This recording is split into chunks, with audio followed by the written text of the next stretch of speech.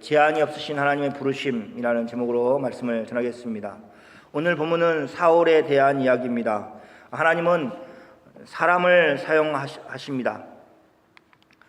하나님의 계획하신 일들을 이루실 때 꼭 먼저 사람들을 준비시키시고 그 사람들을 부르십니다.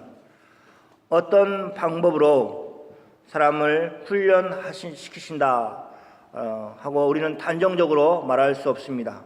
그것은 아주 다양한 사람으로, 다양한 방법으로 하나님이 부르시기 때문에 그렇습니다.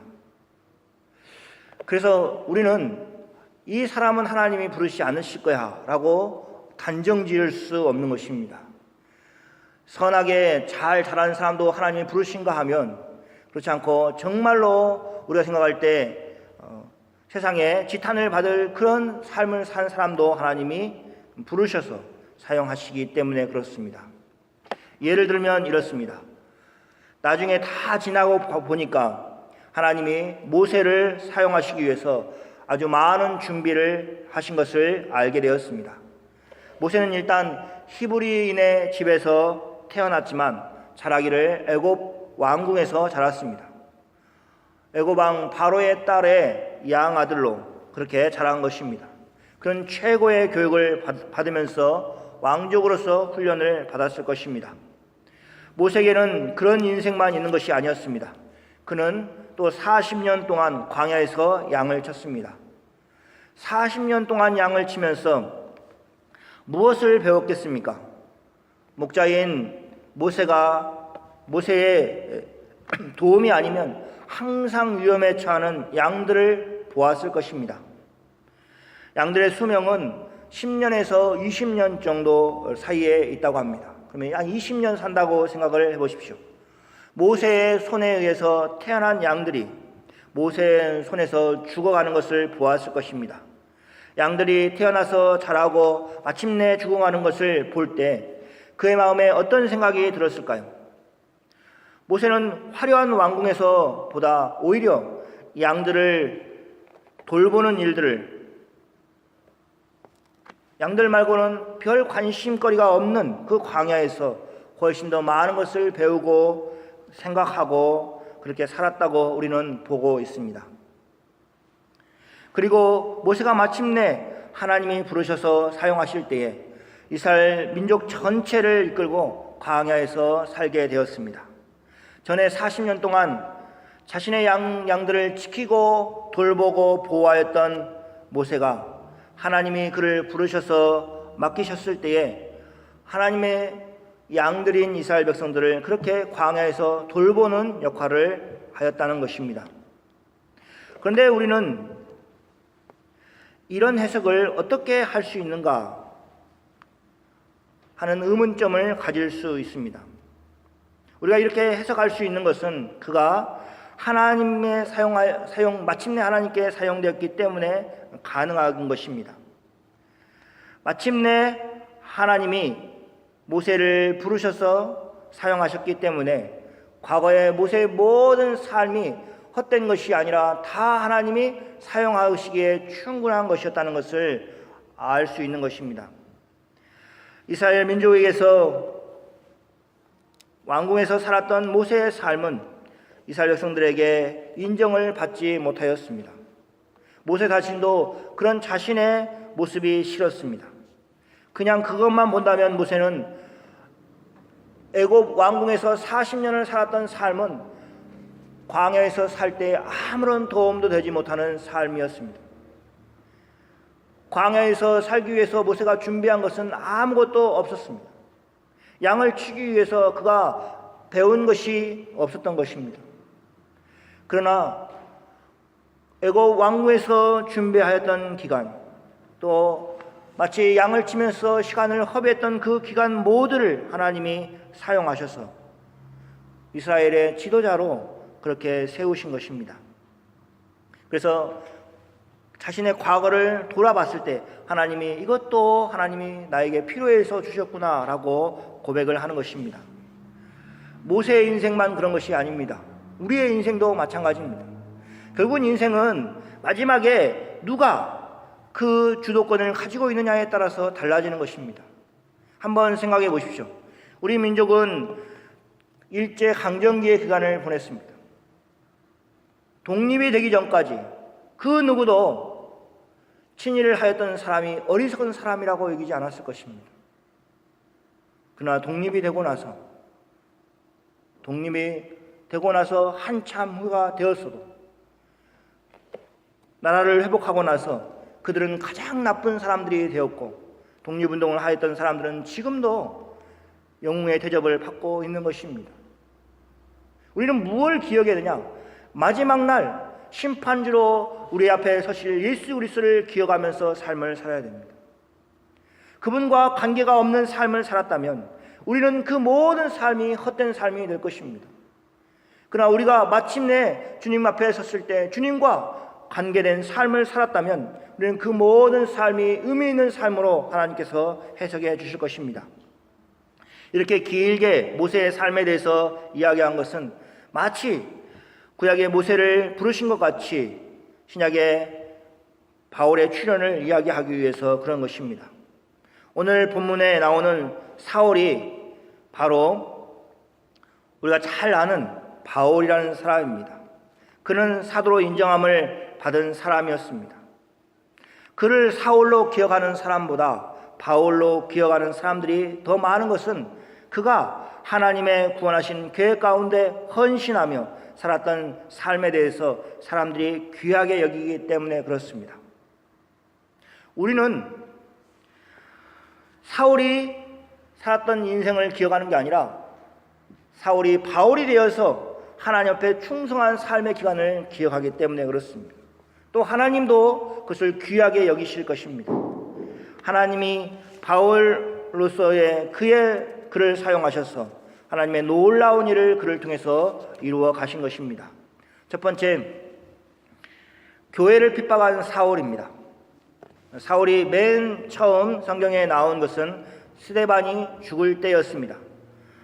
사도행전 7장 58절에 성 밖에 내치고 돌로 칠세, 누구를 쳤냐면 스데반을 그렇게 돌로 친 것입니다. 증인들이 옷을 벗어 사울이라는 청년의 발 앞에 두니라. 스데반을 예루살렘 성 밖에서 내치고 돌을 들어 그를 죽일 때 증인들의 옷을 벗어 사울의 발 앞에 두었습니다. 사울이 이 일에 주도적인 역할을 했다는 것을 보여주는 성경 말씀입니다. 사도 바울 자신이 말했던 것처럼 옷을 지키는 자의 모습이었습니다. 그래서 스데반을 죽이는 그 일에 앞장을 섰고 주도적인 역할을 했다라는 것을 보여주는 것입니다. 또 그리고 사도행전 8장 1절에 보면 사울은 그가 죽임당하는 것을 마땅히 여겼다 이렇게 얘기하고 있습니다. 여기서 그라는 것은 스데반을 이야기합니다. 이 정도면 사울이 교회에 어떤 태도를 취하고 있었는지 알 수 있습니다. 스데반의 죽음 이후에 대대적으로 행해졌던 교회에 대한 핍박인 사울이 가담하고 있었다는 것을 충분히 짐작할 수가 있습니다. 오늘 본문에서 사울은 계속해서 교회를 핍박하는 일을 더욱 열심히 하고 있는 것을 볼 수 있습니다. 스데반이 죽은 이후로 많은 성도들이 예루살렘을 떠나 핍박을 피해 흩어졌는데, 그래서 사울은 이제 예루살렘뿐만 아니라 예수를 믿는 사람들을 처벌하기 위해서 더 멀리까지 나아갈 준비를 하고 있었고 그 일을 실천에 옮기고 있는 것을 볼 수 있습니다. 예루살렘 밖에서도 예수님을 따르는 사람들을 처벌하고 싶었던 것입니다. 성경은 사울의 행동이 주의 제자들을 위협하는 것뿐만 아니라 죽이려고 하는 의도가 있었다는 것을 분명히 하고 있습니다. 사울이 하는 행동은 든든한 배후가 있었습니다. 그 배후에는 바로 대제사장이 있었습니다. 대제사장은 사울이 하려는 일에 대하여 적극적으로 도왔습니다. 사울이 다메섹 여러 회당을 돌아다니면서 예수 믿는 사람들을 붙잡아다가 예루살렘으로 끌고 오려는 그 계획을 이야기하였을 때 기꺼이 공문을 주면서 그 일을 하도록 독려하였습니다. 생각해 보십시오. 사울이 다메섹으로 내려가서 예수 믿는 사람을 만났다고 해봅시다. 남녀를 가리지 않고 결박하여 예루살렘으로 잡아온다는 것을 생각한다면 그는 혼자 그 일을 이루지 않았을 것입니다. 공문을 주었다는 것은 그만큼 권력이 있고 힘을 행사할 수 있는 사람들이 붙어 있는 것입니다. 그래서 우리가 다메섹으로 내려가는 일행 가운데 사울과 함께 했던 일행들을 우리는 이렇게 생각할 수 있습니다. 대제사장이 내어준 사람들이다 라고 생각할 수 있습니다. 그들은 대제사장의 권한으로 공권력을 행사할 수 있을 만한 권한을 가진 사람들이었습니다.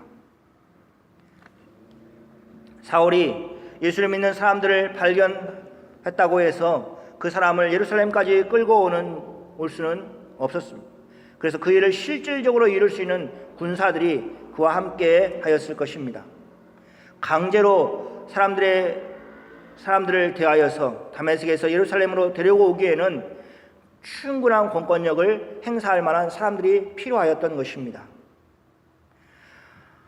사울은 예루살렘에서부터 데리고 다녔던 사람보다도 훨씬 더 많은 사람들을 다메섹으로 내려가면서 붙들고 또 같이 동행하면서 내려갔을 것입니다. 예루살렘에서는 금방 이렇게 잡아다가 붙들어다 오게 가둘 수 있지만 먼 거리를 이동해야 하기 때문에 훨씬 더 많은 사람들이 동원되었을 것입니다. 다메섹으로 내려가는 사울을 생각해 보십시오. 얼마나 기분이 좋겠습니까? 그의 손에는 대제사장이 준 공문이 있고 그와 함께한 힘을 써줄 사람들이 그에게 있었습니다. 그의 뒤를 따라오는 사람들을 볼 때 그는 기분이 좋았을 것입니다. 하나님을 위하여 일하고 있다는 생각이 들고 또 자신이 하는 일을 잘 대하고 있다는 것 때문에 기분이 좋았을 것입니다. 이 시대를 살고 있는 사람들은 어떻습니까? 다메섹으로 내려가는 사울과 같은 입장에 있는 사람들이 없을까요? 그들은 옳은 일을 하고 있다고 생각하고 그 일에 앞장을 서고 있고 열심을 내면서 일을 합니다. 열심을 내는데 그 일이 효과가 있습니다. 그리고 그 일을 칭찬을 해줍니다. 그리고 그 일을 더 잘하도록 지원을 해줍니다. 승진도 하고 봉급도 오릅니다. 그러면 얼마나 기분이 좋겠습니까? 지금 이런 모습이 바로 사울이 다메섹으로 내려가는 모습인 것입니다. 하나님이 그의 인생 가운데 찾아와 주시지 않았다면 그는 그것이 정말로 중요한 일이라고 생각하면서 살았을 것입니다. 자신이 하는 일이 얼마나 하나님을 대적하는 일인가 하는 것은 상상도 하지 못하고 있었을 것입니다. 많은 사람들이 그리고 안타깝게도 교회를 다니는 사람들 가운데서도 자신이 하고 있는 일이 진정 하나님을 기쁘게 하시는 일인지 또 하나님 나라에 도움이 되는 일인지 하고 생각을 하지 못하고 살아가는 사람들이 많이 있습니다. 오늘 우리가 해야 될 일은 우리가 하고 있는 일들을 다시 생각해 보는 것입니다. 정말 하나님이 기뻐하시고 있는 그 일을 내가 하고 있는가 하고 생각해 보아야 됩니다. 하나님이 기뻐하신 일을 하고 있는가, 하나님이 멈추라 하고 하시는 그런 일을 열심을 내고 있지는 않은가 생각해 보십시오. 하나님께서 말씀하시기 전에 하나님께 묻지 않고 행동하는 그 모든 행동들은 어쩌면 하나님이 기뻐하지 않으실 일 가능성이 더 많다는 것을 우리가 기억해야 됩니다. 그렇기 때문에 무슨 일을 하든지 하나님께 기도로 물으시고 사실은 여러분이 되시기를 축원합니다. 두 번째는 다메섹입니다. 왜 사울은 다메섹을 가려고 했을까? 사도행전 7장 갑자기 7장이 나오죠? 9장 2절에 보면 이는 만일 그 도를 따르는 사람을 만나면 남녀를 막론하고 결박하여 예루살렘으로 잡아오려 함이라 라는 구절이 있습니다. 사울이 다메섹에 가려고 했던 것은 그리스도인들을 잡아서 예루살렘으로 데려오려고 하였던 것입니다. 이 말은 다시 말하면 다메섹에 그리스도인들이 있었다는 것을 이야기하는 것입니다.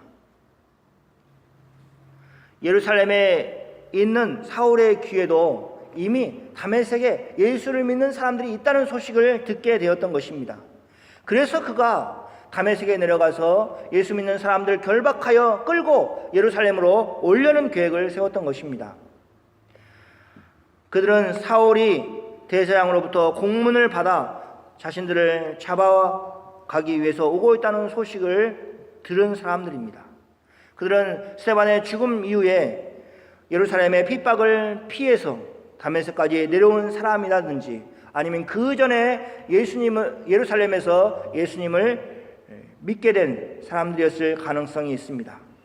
다메섹은 그럼 어디에 있습니까? 다메섹은 예루살렘으로부터 동북쪽으로 230km 정도 떨어진 도시입니다. 230km 하면은 서울에서 대구까지 정도의 거리입니다. 별로 안 되는 것 같죠. 그런데 이스라엘 전체가 어느 크기냐? 강원도 정도의 크기입니다. 그러면 우리가 생각할 수 있겠죠. 이미 다메섹은 이스라엘 경계 밖에 있구나 라고 생각을 할 수 있을 것입니다. 그래서 사도행전 9장 내용을 보면 그런 부분들이 이야기해 있습니다. 우리가 오늘 9장을 살피고 있는데 그 전장 8장의 배경을 보면 사마리아가 있습니다. 빌립이 사마리아에서 복음을 전한 그런 내용들이 쭉 나옵니다. 그래서 지금 성경은 무엇을 얘기하고 있냐면 예루살렘에서 예수님의 이름이 증거되었고 또 사마리아에서 복음이 증거되었고 이제는 이스라엘 땅을 넘어선 다메섹에서 예수님의 이름이 증거되고 있다는 것을 보여주고 있습니다. 어떻게 복음이 멀리 퍼져나가는가 하는 것을 보여주고 있습니다.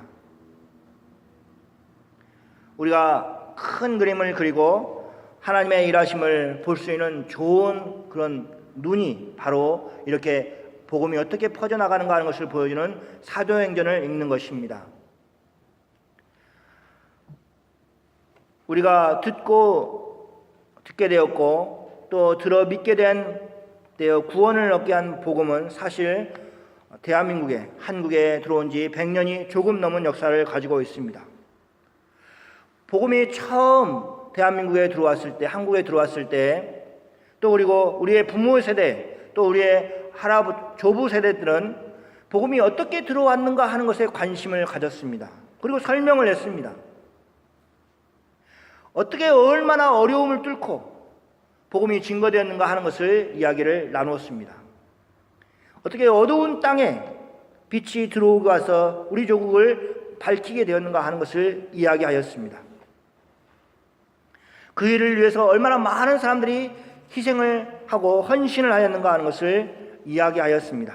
그런데 시간이 많이 흘렀습니다. 그래서 복음이 한국 땅에 어떻게 들어왔는가 하는 것은 잊혀져 가고 있습니다. 그리고 그와 동시에 우리가 받은 복음을 또 세상 가운데 나누어 줄 것인가 하는 것도 잊혀져 가고 있는 것입니다. 이것이 같이 가는데 자기가 받은 사랑이 얼마나 큰가 하는 것을 깨닫지 못한 사람은 절대 그 사랑을 나누어 줄 수 없는 것입니다. 그래서 우리가 한국에 복음이 어떻게 들어왔는가, 나라로 보면 그렇고 또 개인으로 본다면 내가 어떻게 예수를 믿게 됐는가, 얼마나 많은 사람들이 수고를 해서 나를 예수 믿는 자리에 놓아놓고 복음을 듣게 하고 또 신앙이 성장하게 만들었는가 하는 그 수고로움을 여러분이 안다면 여러분도 그 수고를 해서 다른 영혼을 구원해낼 마음을 가지실 것입니다. 우리는 사도행전을 읽으면서 복음이 퍼져나가는 것을 보아야 합니다. 그리고 그 일이 지금 이 시대에도 일어나야 한다는 것을 여러분이 기억해야 합니다. 우리가 복음 확장의 주인공이 되기를 기도해야 됩니다. 복음 전파는 순서가 없습니다. 얼마나 연륜이 쌓여야만 복음을 증거하고 전도를 하면서 사는 것이 아닙니다. 하나님이 그 마음 가운데 복음을 전하는 마음을 주시고 영혼을 사랑하는 마음을 주고 천국이 아닌 지옥을 선택할 수밖에 없는 사람들의 안타까움을 주셨을 때 여러분이 복음을 전할 수 있는 것입니다. 세 번째는 하나님의 부르심입니다. 하나님께서 사울을 부르십니다. 하나님의 부르심은 언제나 피할 수 없는 부르심입니다. 그래서 우리는 그 부르심을 효과적인 부르심이다, 또 사람이 거절할 수 없는 부르심이다 라고 이야기하고 있습니다. 사울을 부르신 하나님의 부르심은 이런 특징이 있습니다. 첫 번째는 사울은 하나님을 찾지 않았습니다. 그런데 하나님이 사울을 찾아주셨습니다. 사울은 전혀 부족할 것이 없이 행동하였습니다. 그는 가장 잘 하나님을 위해서 일하고 있다고 생각하였습니다. 생각해 보십시오. 젊은 사울, 일을 열심히 하는 사울, 그리고 그 일에 방해가 없이 오히려 대제사장이 칭찬을 해주고 지원을 해주고 있는 사울의 모습을 생각해 보십시오. 그게 무슨 고민이 있겠습니까? 예수님이 누군가 하는 생각을 어떻게 하겠습니까? 그는 하나님께 충성한다고 생각하였습니다. 사울이 사는 시대적인 배경이 이제 하나님께서 내어주신 구원의 계획을 받아들이고 예수 그리스도를 구주로 영접하는 그런 상황 가운데 들어갔음에도 불구하고 사울은 그 사실을 전혀 알지 못하였습니다. 우리는 주위의 자녀들이나 친구들이 예수님에 대해서 전혀 관심을 가지지 않는 것에 대해서 걱정을 합니다. 직장에서 또 학교에서 일을 잘하고 공부를 잘하는 것이 중요하다고 이야기를 하고, 그래서 예수님에 대해서 또 하나님에 대해서 전혀 관심을 가지지 않는 모습을 보면서 걱정을 합니다. 그래서 가끔은 하나님 없이 사는 것이 가능하구나 하고 우리 스스로 생각하면서 위안을 갖습니다. 그러나 그런 삶은 존재하지 않습니다. 사울이 예수님을 만나기 전의 삶이 많은 사람들이 다 인정해주고 칭찬해주고 심지어는 대제사장이 칭찬해주는 삶이어도 예수님을 대적하고 왜 사울아 사울아 내가 나를 핍박하느냐라고 하시는 그런 삶이었다는 것을 우리가 기억해야 됩니다.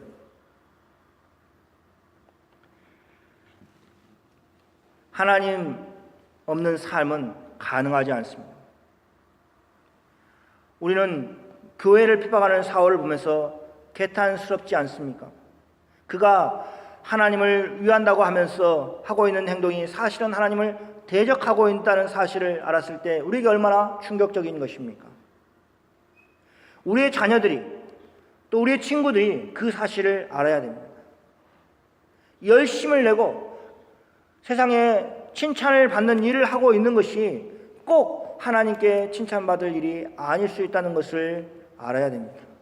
그런데 문제는 그 많은 하나님이 주신 장점들을 가지고 하나님을 섬기는 데 사용하는 것이 아니라 도리어 하나님을 대적하고 하나님을 거부하는 데 사용하고 있다면 그것은 정말로 어리석은 것입니다. 그런 사람들에게는 전혀 기회가 없는가? 그렇지 않습니다. 하나님이 불러주십니다. 그래서 우리는 엄밀한 의미로 희망의 끈을 버리면 안 됩니다. 하나님이 버리지 않으신 사람을 우리가 버릴 수 없는 것입니다. 하나님이 언제 우리에게 포기하라고 말씀하지 않으셨는데도 우리가 먼저 포기한다면 그것은 참으로 어리석은 행동인 것입니다. 하나님이 찾아주실 것입니다. 불러주실 것입니다. 그리고 어느 날 사울을 만나신 것처럼 그렇게 만나주실 것입니다. 사울이 찾지 않아도 하나님이 찾아가서 만나주신 것처럼 우리가 기도하면 기도하고 있는 형제 또 기도하고 있는 친구들을 하나님이 찾아가서 만나주실 것입니다. 그것이 오늘 본문이 이야기하고 있는 내용입니다. 사울이 찾지 않아도 하나님이 나타나셔서 그에게 자신의 영광을 드러내시고 자기를 믿고 나아가라고 말씀을 하고 있는 것입니다. 그럼 그렇게 예수님을 알지 못하고 대적하던 사람도 주님의 품에 안기게 되는 일이 일어나는 것입니다. 여러분 주위에 떠오르는 예수님을 잘 모르는 사람이 있습니까? 그러면 그들을 위해서 기도하십시오. 하나님께 호소하십시오. 그러면 하나님께서 여러분의 기도를 들으시고 친히 만나주시는 은혜가 있을 것입니다. 두 번째는 하나님의 부르심에는 분명한 목표가 있다는 것입니다. 사도행전 9장 6절에 너는 일어나 시내로 들어가라. 내가 행할 것을 내게 이를 자가 있을 것이라. 이렇게 말씀하십니다. 사울이 어떻게 행해야 할 것을 말해주는 사람이 있다는 것입니다. 이것은 두 가지를 보여주고 있습니다. 먼저는 사울이 앞으로 자신의 뜻대로 행동하면 살지 못한다는 것을 말해줍니다.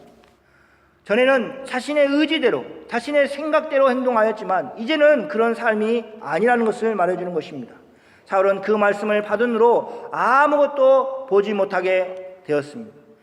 그래서 사람의 손에 끌려 다메섹으로 들어갔습니다. 한번 상상해 보십시오. 예수님을 만나기 전에 사울의 모습을 생각해 보십시오. 자신의 손에 주어진 대제사장의 공문을 가지고 위풍당당하게 앞장을 서면서 다메섹으로 갔을 것입니다.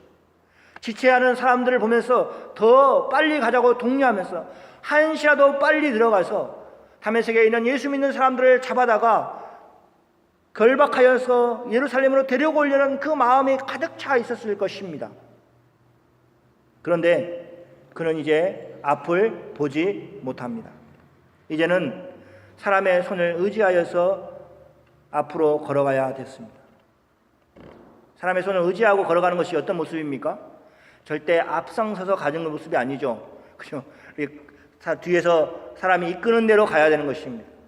사울의 형편이 그렇게 되었습니다. 사울이 다메섹에 들어가는 동안에는 전혀 문제가 해결되지 않았습니다. 보지 못하는 것이 일시적인 것이 아니었습니다. 하룻밤 자고 나서 일어나면 회복되어지는 그런 것이 아니었습니다. 9절 말씀에 보면 사흘 동안 보지 못하였다고 얘기하고 있습니다.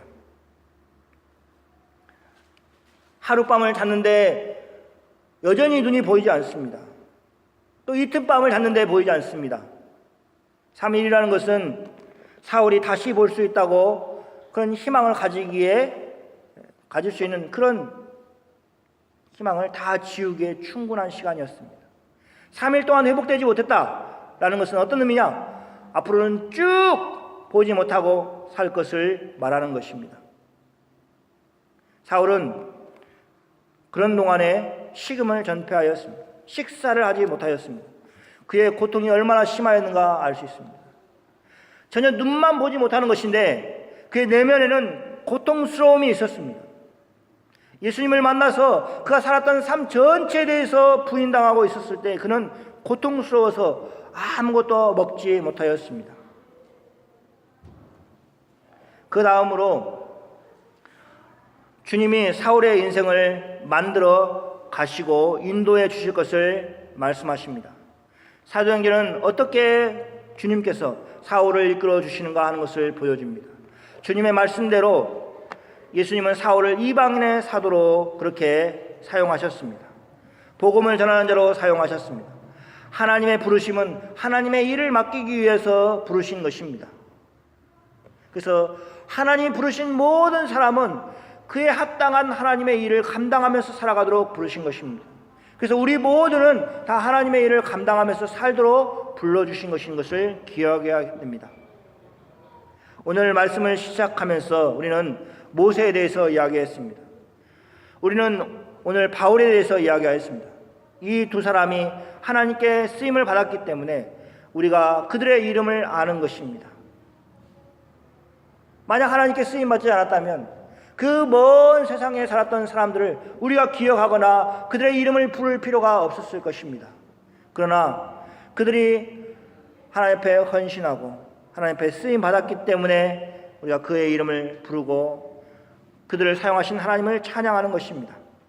하나님의 부르심을 잘 수행한 사람들이었습니다.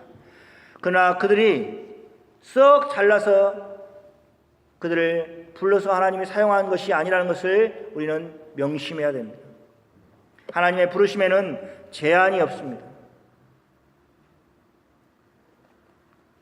하나님께서 우리 또한 부르셨기에 우리가 여기에 앉아서 예배를 드리는 은혜를 받고 있습니다.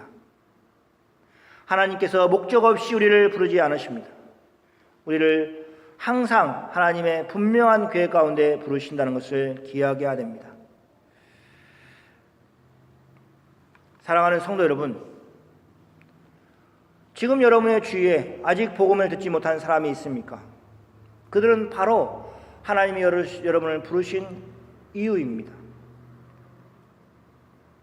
하나님은 여러분을 통해서 복음이 증거되기를 원하십니다. 또 이 시간에 우리가 같이 그분들의 이름을 기억하고 또 오늘 말씀을 기억하면서 함께 기도하는 시간을 갖기를 원합니다. 우리 함께 소리를 내서 같이 기도하겠습니다. 기도하겠습니다. 기도하겠습니다. 기도하겠습니다.